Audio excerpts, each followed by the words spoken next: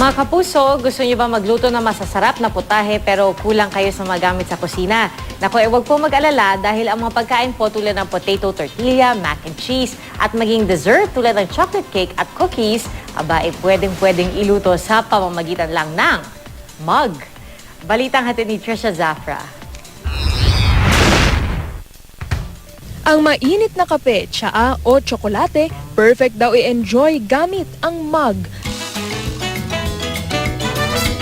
Pero alam niyo bang ang mga mug pwede rin palang paglutuan ng pagkain? Tulad na lang ng brownies at cookies. Nagbe-bake talaga ako and then I came across sa mga recipes sa net and then I tried experimenting. So yun, pwede pala siya sa mug gawin.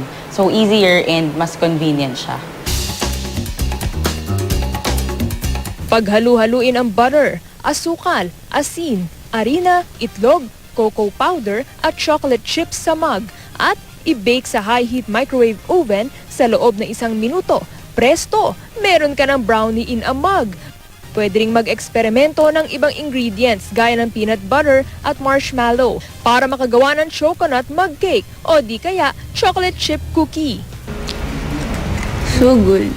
It's yummy and gooey. My favorite is chocolate chips. Ang sarap!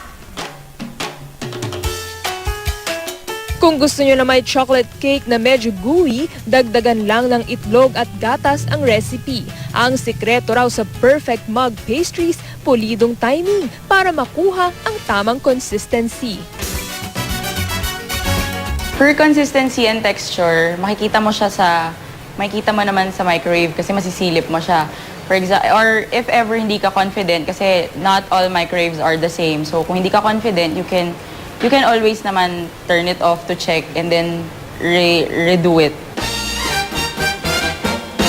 Pwede ring magluto ng agahan, tanghalian at hapunan sa mug para sa perfect go-to breakfast na potato tortilla. Pagsamasamahin sa mixing bowl ang 2 itlog, butter, gatas, spices at pre-cooked diced potatoes saka isalin sa mug. Lagyan ng keso sa ibabaw bago i-bake sa microwave oven sa loob ng 4 na minuto. Our next recipe is perfect for dinner naman. Or if you have leftovers, if you like taking out or buying food from somewhere else and then you have leftovers sa fridge, this is a perfect way to do it. Now we have a leftover roasted chicken mug pie.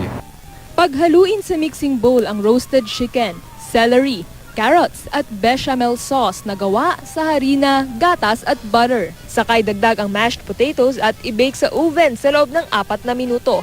Pwede rin gumamit ng ibang pre-cooked ingredients gaya ng chorizo at baked macaroni. Mas okay din yun sa mug, no? Kasi very personalized. Lahat pwede mo ilagay. Lahat ng gusto mo na nakikita mo sa refrigerator mo, pwede mo ilagay. Mas maraming cheese, mas maraming butter.